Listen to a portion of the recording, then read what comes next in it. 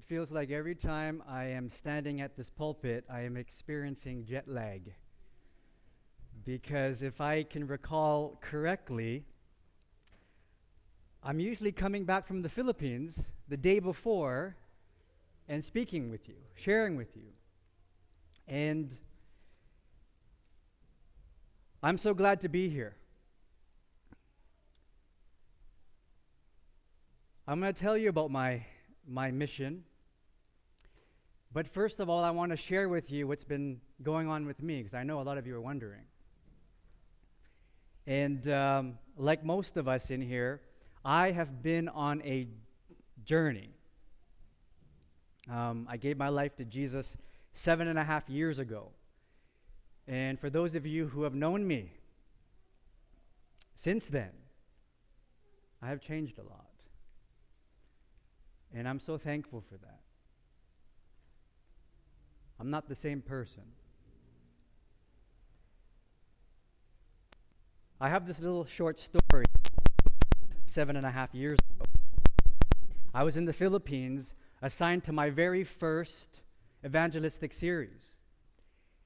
And being a Canadian in the Philippines, the only Canadian, actually I wasn't the only Canadian, Tita Vita was there too, we're both Canadians, but being a Canadian, I thought that they were going to assign me to, of course, the biggest church, the biggest English-speaking church in that district, because I was still a very proud man.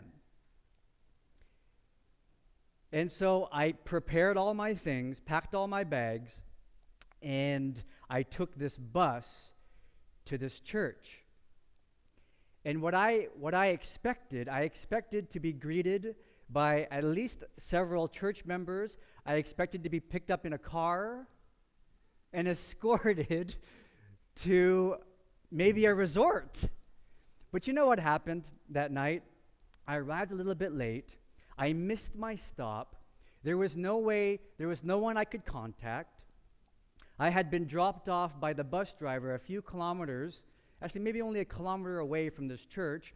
I had to talk to some of the locals, asking about where this church is on the highway, and of course they knew it. It was a nice big church. And instead of being transported in a car, I was transported in something called a C-Cud. A C-Cud is like a BMX with a cart, and this young boy had to transport me and all thing in the cart 1 kilometer to the church. And you want to know who was there to greet me? There was no one there except the caretaker. And I remember thinking to myself, Lord, where have you brought me? And I was so humbled that night. I remember being in prayer, and I said, Lord, this is not what I expected. In this small little church with no one there. But I remember saying, Lord, I know you're teaching me something. And no matter what, I'm going to do my best for you. And the reason why I tell you that story is because God taught me something many years ago that helped me make my decision recently. As most of you know, I just graduated from Berman. I spent 3 years saying no to going to school. I finally ended up saying yes 3 years ago, and I'm finished now. And I was blessed because where most people are worried if they're going to get a call, I had a few calls where I got to make my own decision as to where to go. But you know, I thought it was a curse. But I realize now it was a blessing to be able to have a choice. And one of those choices was to go to the biggest city in the biggest conference in Canada. Now, I know most of us, we're Vancouverites here, and we're thinking we're the biggest city, but we're not the biggest city in Canada, right? Toronto is. And I tell you, my ego and my pride really wanted to go to Toronto. I don't think I expressed it truthfully enough to many people, but you know, my heart really wanted to go there. And guess what my other option was? My other option was to go to my home conference, but to go to the smallest city furthest away from the big city, Whitehorse. And you know, when I was thinking about this decision, I thought about that story. My very first evangelistic series. How God was teaching me something. And you know, that helped me make my decision. And so instead of picking the biggest city, guess where I'm going? The smallest city, furthest away from my home city of Vancouver. And so, just because I know a lot of you are curious, I will be going to Whitehorse for the next couple of years. But the plan is this. The plan is for me to come back here one day. And I know that we can't know the future. But I believe that I will be here and possibly, to pastor this church again. Amen? But whatever happens in the future, I know God knows what's best for us. God has taught me a lot in these past few years. And He also taught me in the last mission that I just went on to the Philippines. As you know, I've been going there at least twice a year. And I'll tell you, I'm tired of going to the Philippines. I love the Philippines, but I also hate the Philippines. It's so dirty there. You know, when you turn on the bath water and you put it in a big container, a clear container, it's not clear anymore.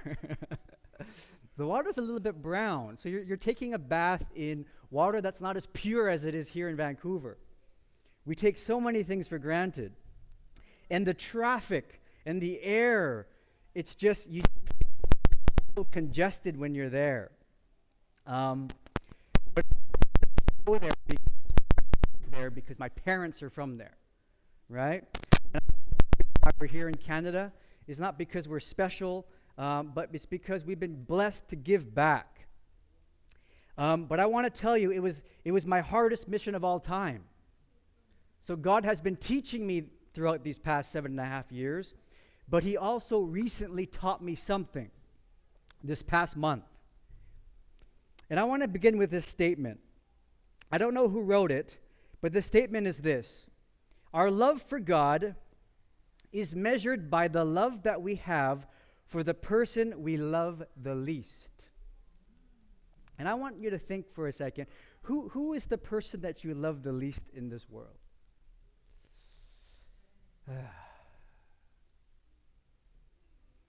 It's not easy to do. Let me read it again. Our love for God is measured by the love that we have for the person we love the least.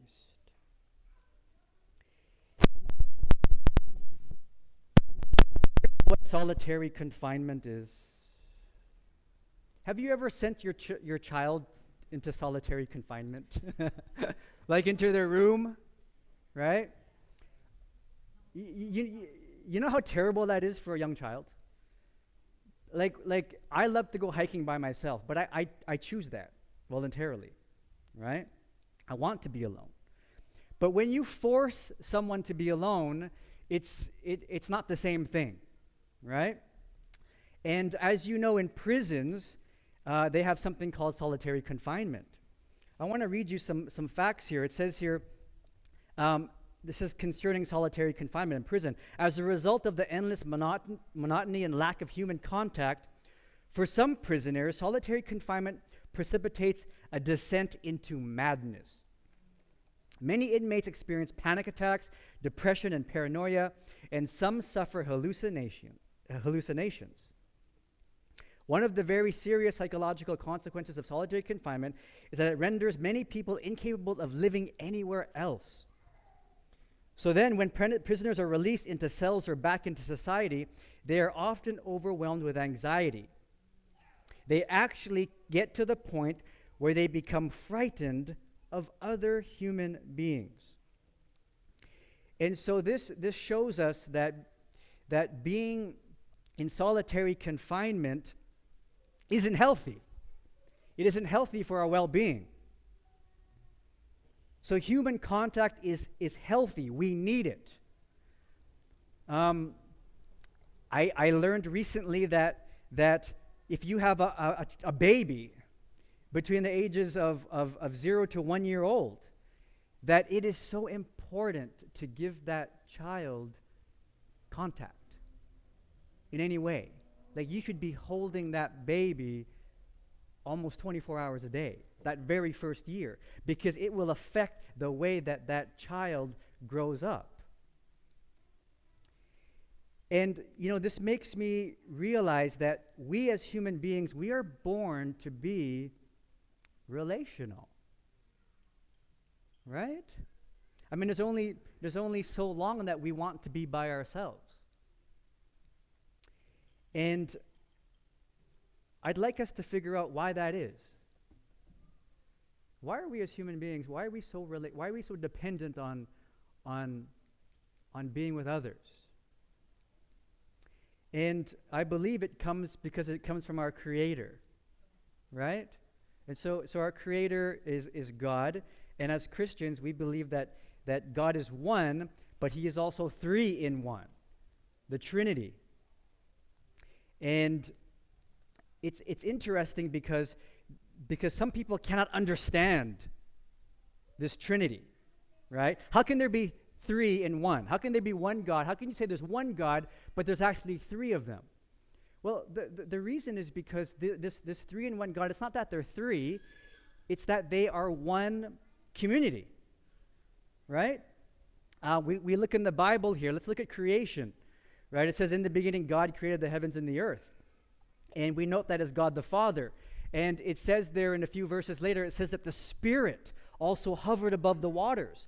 So the God the Father was there, the Spirit was there. And then we go to John chapter 1, it says, in the beginning was the Word, and the Word was with God, and the Word was God. The same was in the beginning with God. All things were made by Him. Who was the Word? Verse 14. And it says, and the Word was made flesh and dwelt among us, and we beheld His glory, as the glory of the only begotten of the Father, full of grace and truth. And we know that Word to be Jesus. Jesus created all things. So here we have the Trinity, the Father, the Son, and the Holy Spirit, involved in creation. We also look at baptism, right? We baptize in the name of the Father and the Son and the Holy Spirit. So even in this new calling in our life, right, becoming Christians, all three are involved. And also in our spiritual gifts. Let's go there to 1 Corinthians, right? Let's go to 1 Corinthians chapter 12. I'm trying to share with you how this three-in-one is a community. In 1 Corinthians chapter 12, we go here and talking about spiritual gifts. Now there are varieties of gifts, but the same Spirit. Verse 5, and there are varieties of ministries, and the same Lord. That's Jesus. Verse 6, there are varieties of effects, but the same God, God the Father, who works all things in all persons. So here we see that the Trinity, our God, is three, but they're working together in community, in harmony, right? The same purpose, the same direction, the same objective, essentially the same essence. And so when God created Adam and Eve, what did He say? What did He say there in Genesis chapter 1? I think it's verse 26. What did He say there? Let us make man in our image. Now there's many ways to interpret our image. But as you know, our is plural, right? Referring to the three-in-one, the Trinity.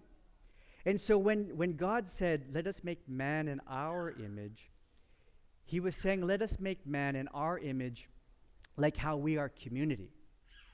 And so when Adam and Eve were created, God didn't create Adam by himself to be alone. He created Eve to be with him. And what do you think they did on that first Sabbath day? What do you think God was teaching them? What do you think God was trying to share and to show them on that very first Sabbath day? I mean, were they tired from all the work that they had done in the past week? No. They had just been created the day before, and I believe that on that very first Sabbath day, I can't wait to share with you one day about my Sabbath sermon, about how many blessings there are in the Sabbath, but let's focus on this one thing. I believe that on that first Sabbath day, God was teaching Adam and Eve how to have a relationship, how to have community with them two and with God. That very first Sabbath day, God was teaching them how to live in community with each other and with himself. This is very interesting because today we live in a very individualistic society. We're only worried about us, but ourselves. We are obsessed with our own success and with our own problems. We even have Christians who would rather worship alone than worship with others. We have Christians who don't want to come to church. They'd rather just stay at home and be alone. But my friends, this is not biblical. On the very first Sabbath day, God was teaching man community with each other and with himself. And this is very, very interesting because one of the next things that God tells Adam and Eve is he tells them to do something. He tells them to be fruitful and to multiply. So this first community, it wasn't just to be a community with themselves. They were supposed to increase, to get bigger. That reminds me of our church. We are supposed to be in community. And communities are supposed to grow. They were not meant to be exclusive to just Adam and Eve. You know, after Adam and Eve sinned, God had to do something. He had to restore what was broken. And what was broken was this idea of community. Because what resulted from sin is not only a broken relationship with God, but a broken relationship with each other. I mean, how many broken families do we know of? I mean, I know you know someone very close to you who has a broken family. And what happened with all of this brokenness is that we started to focus on ourselves. We started to focus on our own individual success. We stopped thinking about the other and about community success. It's safe to say that God, He created us to be interdependent on each other, but instead of being dependent on each other, we have come into competition with each other. Isn't that sad? Isn't that how our world is, though? I mean, instead of depending on each other and helping each other, we're competing against each other. I mean, that's the world that I came from. I remember being in the financial world. It was about competing. I mean, my friends were in business, and yeah, I mean, they would be nice to the people that they were in business with and who were working for them, but when it came to those others, the competitors, my friends, it wasn't about community. You see, God, who is community, created a community. And if I may be bold enough to say that as a Christian, there is no Christian apart from community. You cannot be a Christian unless you understand what God is and what He wants for us. A lot of what needs to happen today is we need to renew our relationship with each other, and we also need to renew our relationship with God. Now, you're probably wondering, what am I trying to get at here? Well, basically, what God did, what Jesus did, is he came back to restore community. I'll tell you something what I believe here. When Adam and Eve sinned, what was the first thing that they did when God went to them? They hid, right? And then when God actually spoke to them, what did they do? Argued. What did they do specifically? When they defended, and how did they defend themselves? Blamed. Okay? What happened was, after Adam and Eve sinned, they started to judge each other. Right? Their sin resulted in passing judgment upon one another. When you look at Cain, right? Cain, he passed the ultimate judgment, where he took the life of his own brother. Right? Because of sin, he passed judgment upon his own brother to the extreme where he took his brother's own life. When Adam and Eve sinned, we started to judge each other. We started to compete against each other. And when Cain was cast away, what did he start to do?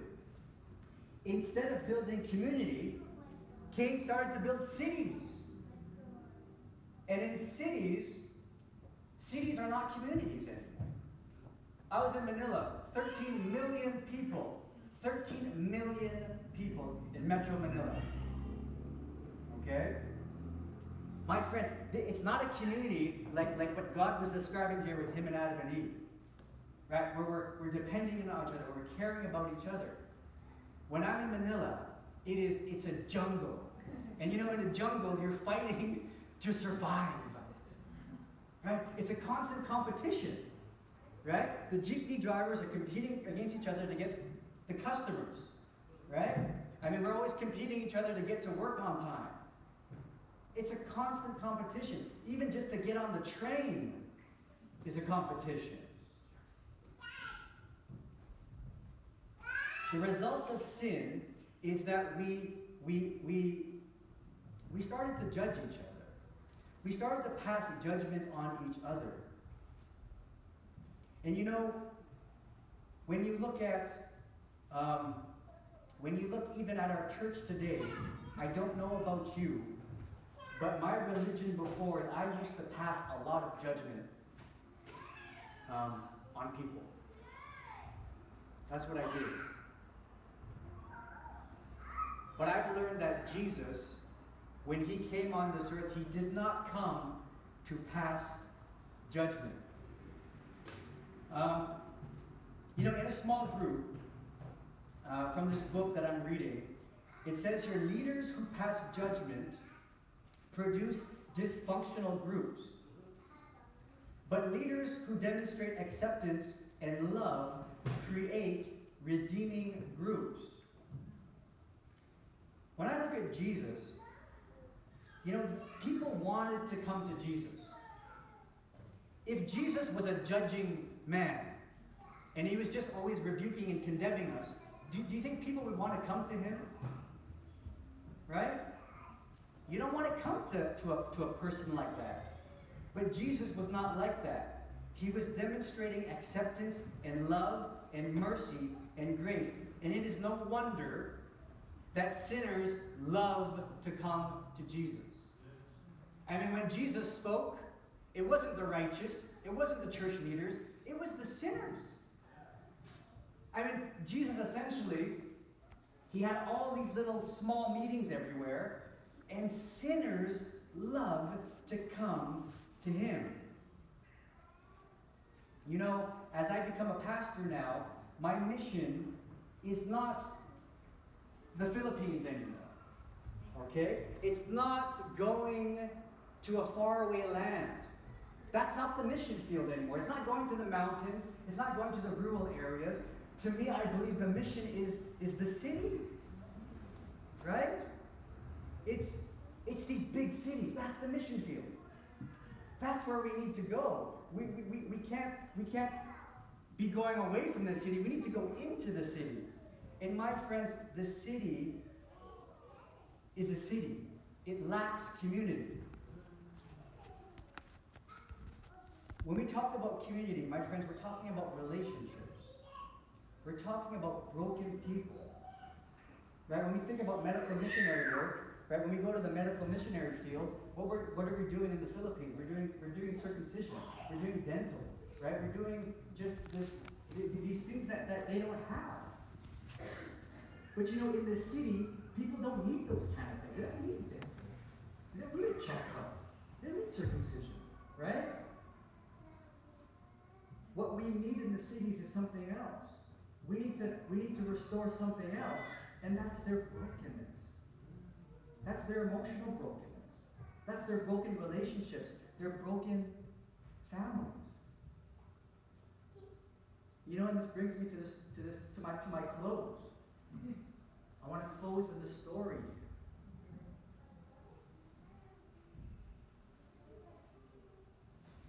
It's about my friend Mike. At Berman University, I was shying away from public ministry because that's what all I had been doing. I had been an evangelist, I had been a youth pastor, and I'm used to preaching a lot. And so when I went to Berman University, I believed God was calling me to do something else. And so I focused on personal ministry. And you know, God was so good because every single year I would meet either a non-Adventist or a non-Christian. And I would either sit beside them in class or somehow build a relationship, build a friendship with them. So in my first year, there was this girl, and I was giving her Bible study, and she got baptized. In that same year, I met this mother, and she was a Pentecostal, and I went to her church, and we had a great relationship, and I brought her to our prayer meeting. The next year, I met this Russian woman. She had a family, and she was Orthodox. And I went to her church, and that was very interesting. Right? Going to an Orthodox church. But we're still very good friends today. There are a few other people, but today I want to focus about Mike. Okay? This is my closing now with a story. Me and Mike, we had said hi to each other a few times at the gym. And you know, sometimes you just connect with people. And we were just smiling at each other. We're just like, hey, you know. And one year we were in the same class together. And after class, I said to him, hey, Mike, why don't we meet up for lunch one day and just catch up? Which is kind of an odd thing for me to say because we don't really know each other, but I just said, let's catch up. So we met up and we just talked. And I said, hey, do you think we can meet up again? I'd love to pray for you and your sons. Right? And I realized this. He told me that he was not a Christian. He never grew up a Christian. He didn't even know about God. And he had no idea what the Bible was all about. So here was a person that was not, he didn't know anything. Right? He didn't know God. He didn't believe in God. He had no idea who Jesus was. And he had never touched a Bible in his life. And so we had a few Bible studies. But you know, in our Bible studies, I realized, you know how easy it is to minister to another Christian? It's so easy. Because they already believe in God. They already believe in the Bible. They already believe in Jesus. Right? So actually, it's so easy to minister to another Christian. But how about to a person who doesn't know who God is? And so here I am trying to do Bible study with this guy, Mike. And he's asking me these incredible questions. I mean, questions that I did not have the answer to. And I have to tell him, Mike, I have no idea. I can't answer your question. And you know, after a while, I had to stop our Bible study. Because I couldn't answer his questions anymore. Okay? But what I did is I said, but hey, you know, we both love basketball. And I said, hey Mike, let's meet up to shoot. And so that's what we would do. Every single week, we would meet up just to shoot basketball. basketball, we're talking. So I'm sharing about my life, he's sharing to me about his life and his son's. He's divorced. And we started to build this friendship. And after a couple of months, something very interesting happened. We're just shooting around. And he says to me, hey, Matt, do you think I could come on a mission trip? And I was like, well, I didn't, in my head, I was like, what, really?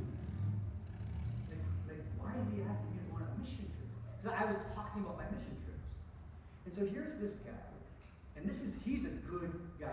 You know how some non-Christians can be even more Christian than Christians? He's one of those guys, okay? He's just one of the best guys that I know.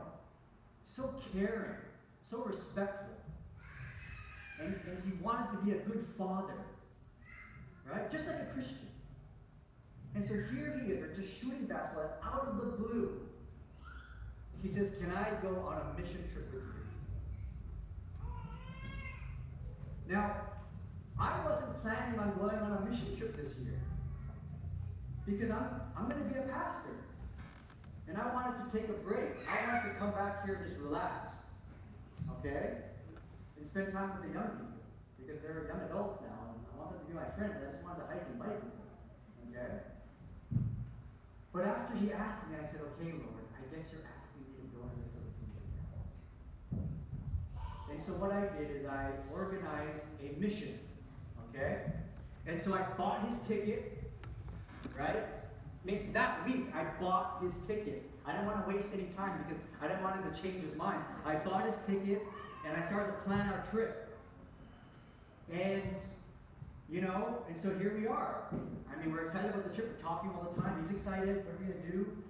And what I plan to do is instead of doing instead of doing like what I usually do in an evangelistic seminar, I said, I'm going to bring him to visit all of my past seminar sites. Because I like to nurture. I like to continue to build relationships. So here, me and Mike, we were going to go travel around the Philippines from town to town. Okay? And so we graduate, right? And I come back home, and 2 days later, I'm off to the Philippines again. And so Mike, he meets me at the airport. So he flies in from Calgary, and I meet him in Vancouver Airport, and we go there together. So here we go, we're starting home. Okay? And remember, he's not a Christian. Okay? So on that first night, we're at the Verona residence. Right? Dr. Blessy and Kuya Dave, Iching's brother. So that's where I stay when I'm in Manila. And so they have a rooftop. And we're on the rooftop, and he's having a beer. Okay? Because he's on vacation. And I'm just chilling because I just love to stay up there. And we are just talking and having a good time. And you know what he says to me? He says to me, you know what, Matt, you want to know why I like you? He's like, I like you because I feel so comfortable around you. I can totally be myself, and you're not going to judge me, even though you're a pastor. Right? And at the same time, he's swigging this beer. Right? And he knows I don't drink anymore. He knows that Adventists don't drink. But here we are, we're just having a good time. Okay? And so we go to sleep, and we hang out with one of our other friends. Carlos is a whole other story. And so the three of us, before we start our visitation, we go and have a mini vacation in Puerto Galera. Now, Puerto Galera is like a mini Boracay. Okay? And we go there to have some fun. Right? Because it's a nice beach. And guess what happens? Mike, he drinks, right? Instead of just having one beer, he has more than one beer. I mean, he has like almost a liter of hard alcohol. Okay? And my friends, Mike, he's not Mike anymore when he's drinking. I mean, he turns into this totally other person. Okay? And to make a long story short, me and my other friend, we're taking turns babysitting this whole time. Okay? He did not even remember what he was doing. Okay? But to make a long story short, the next morning we told him what he was doing, because I'm older than him, and I was like an older brother, and I was like, hey, this is what happened. And he felt so embarrassed, and he said, Matt, I am never going to do that again. Because I was thinking, Lord, if he's going to be like this every day of our trip, I cannot handle it. Okay? And so here we go. We finish our mini vacation for one night at Puerto Galera, and then my other friend goes home to Manila, and we start going on our visitation. And it's wonderful, right? We're taking the van, we're taking the boat, we're taking the bus, and this guy is experiencing how hard it is to travel in the Philippines, right? I mean, just to travel a few hundred kilometers takes a day, okay? Like you're 5 hours in a van, and then you're like waiting 5 hours for the boat, then you're like 5 hours on the boat, then you're waiting 2 hours for the bus, and then you're like 4 hours on the bus, and then you finally get to your destination. This is normal in the Philippines. But as we do our visitation, my friends, Mike is just, he's loving it. He's meeting all of my friends, all the church members, all the people that we baptized before, and he can't believe how nice they are. And he's feeling this love, and he's never felt this before. And you know, at the same time, Mike is returning that love, because he's already a loving guy. And so here I'm watching Mike, and he's being loved, and he's loving, and I'm just seeing God work. And then in my sermon, I'm talking about Mike. I included in my sermon, and he can't believe it. And I said, you know, Mike's not even a Christian, but because of his love, I can see God in him. And because of our love, he can see God in us. And you know, I even have pictures of him praying. I even asked him to pray in our small groups when we went to our other visitations. Like, can you imagine? This is not a Christian. Right? And he's showing so much respect in church, and he's praying in front of other people. I even got him to pray for the food a few times. First time ever in his life. We had such a good time together. And whenever time we went on vacation, just island hopping, and I was just talking about nature the whole time, and I could see him appreciating the God of nature. But then we were coming down to the end of our vacation, and we were going back to the big city, to Manila. And what do you think Mike wants to do on his very last night? Right? I mean, after all of these days of being good, I mean, now we get to go back to the big city to meet our other friend, and what do you think he wants to do? He wants to drink, of course, right? On his very last night, I mean, the beer is cheap. You can still get a beer for under $1, okay? And the alcohol, the hard alcohol is really cheap as well. I can't even believe how cheap it is. So of course, that's what Mike wants to do. He wants to drink. And guess what he does? And what do you think happens? He's not Mike anymore.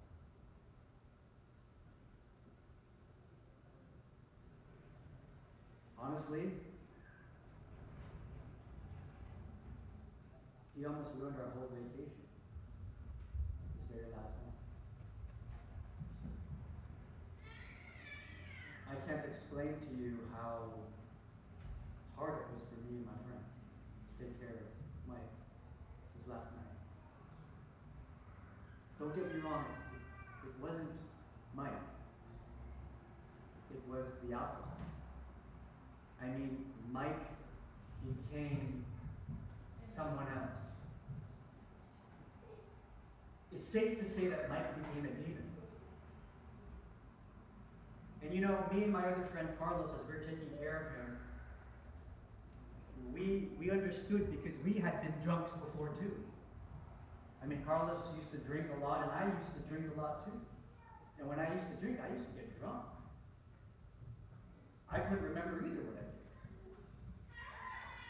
And so here we are now, me and Carlos, babysitting Mike, and now we are understanding what other people went through when we were drunk.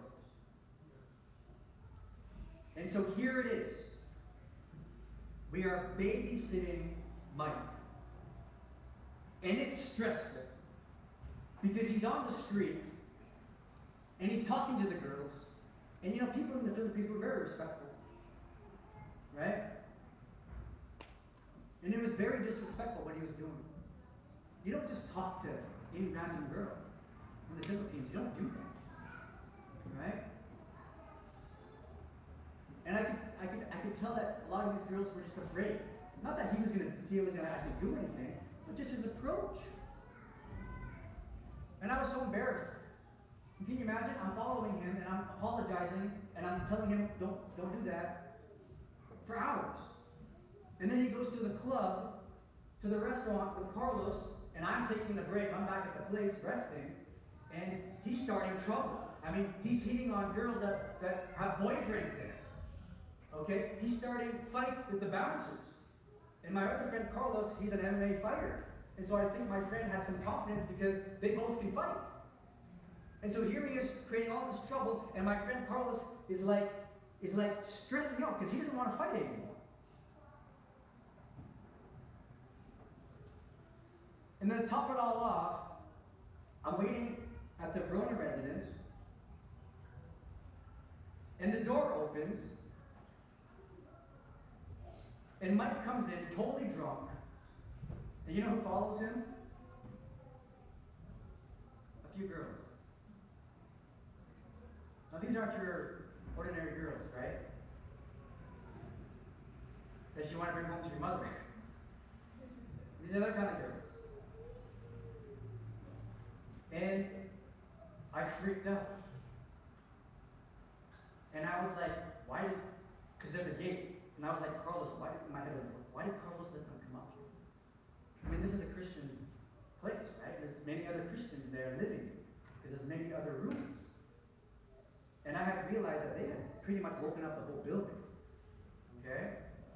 And I realized now, Carlos was so stressed, he couldn't control Mike anymore, that he had to open up the gate because he had to let me handle it. And so I came out, down, and they're all in my room, and I said, ladies, this is not a hotel. And I escorted them outside. I came back upstairs, and my friend, I remember Mike is not Mike anymore. And he's furious with me. Yelling at me. He punches the bunk bed. He punches the wall. My friend is big. He's 200 pounds, this guy is. And he's yelling. And then he leaves. He's like, don't follow me anymore. He's like, I'll take care of myself. But of course, I can't leave my friend to go out in Manila. I mean, what's going to happen to him? He gets stabbed, right? He starts fighting.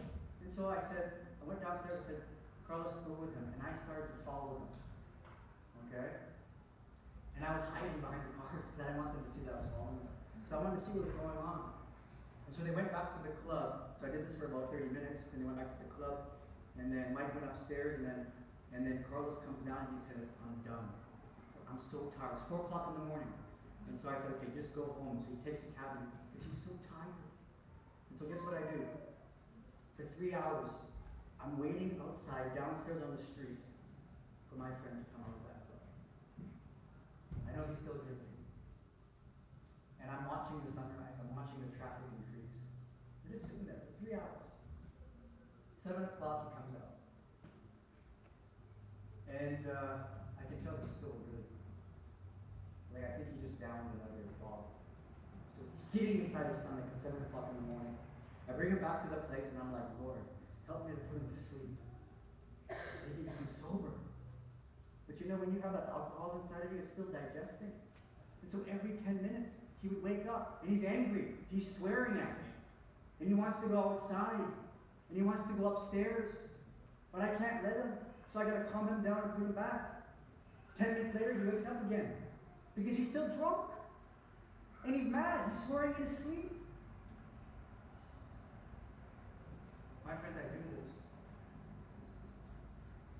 for over 3 hours. So I haven't slept. And it's Sabbath. Okay, this is Friday night. And I literally am sitting there beside Mike. And I'm staring at him as he sings. And I'm praying. And I said, Lord, send me holy angels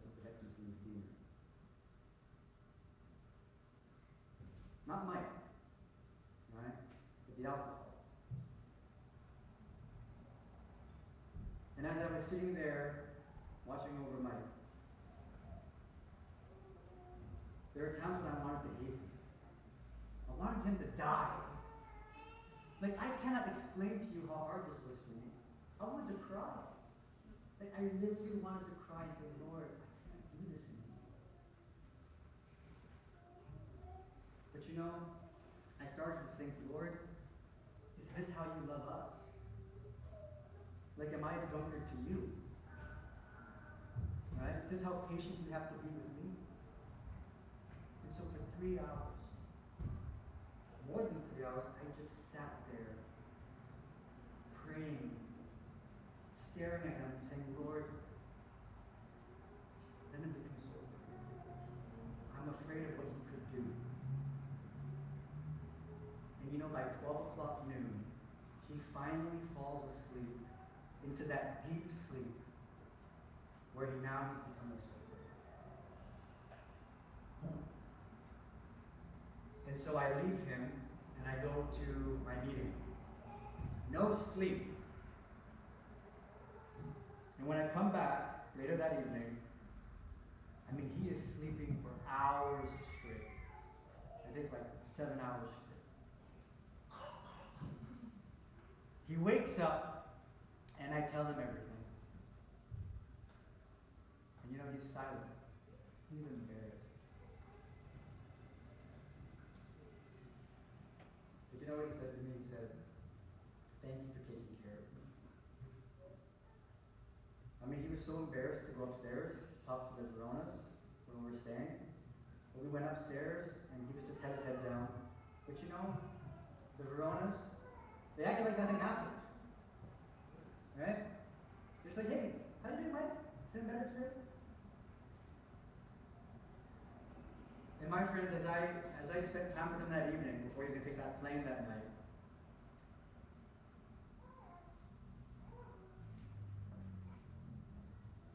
I didn't treat him any differently. I separated the sin from the sinner. I hated the sin. But I didn't hate Mike, the sinner. And he went home. And this is what I realized. I really realized that God was teaching me something here. He was teaching me something about how we will finish the work in these last days in the city. Because as I began this sermon, we're talking about community. We're talking that in cities there is no community. What people need these days is they need love and acceptance. And even though Mike is not a believer, even though he's not a Christian, even though he didn't tell me he wants to be baptized, even though he has no intention of joining our church, the Bible tells us something very, very interesting. It tells us that in 1 John chapter 4, verse 12, it says, no man hath seen God at any time. How many men have seen God? No man. But then it continues with this, if we love one another, God dwelleth in us, and his love is perfected in us. You see, for Mike, he's never seen God before. He doesn't even believe in God. But as he experienced our love for him, our unconditional love for him, my friend, he sees God. How else does an unchurched person, how else will they see God? The Bible tells us. It's because of our love for them.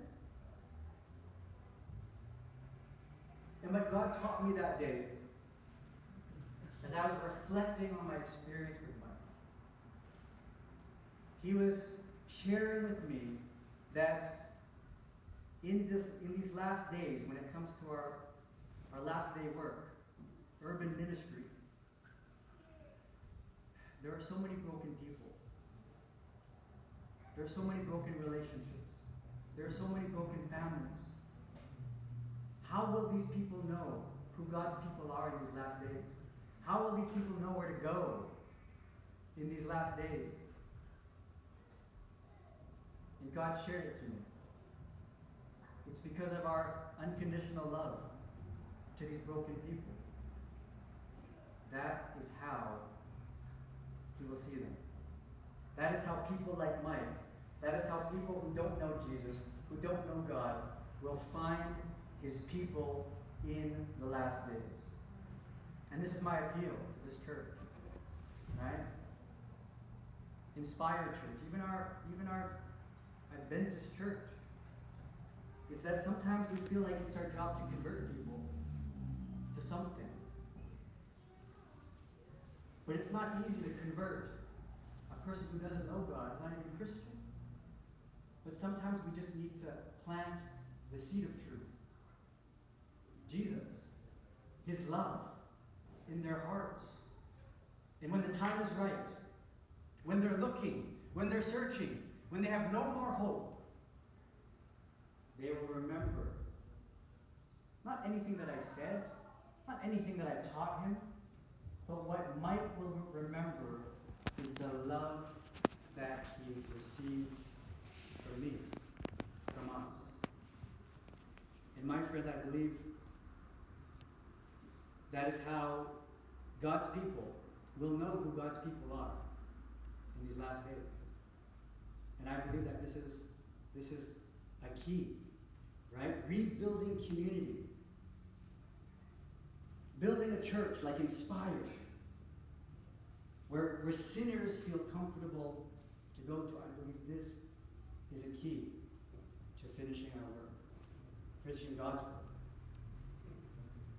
Amen? And so it is my prayer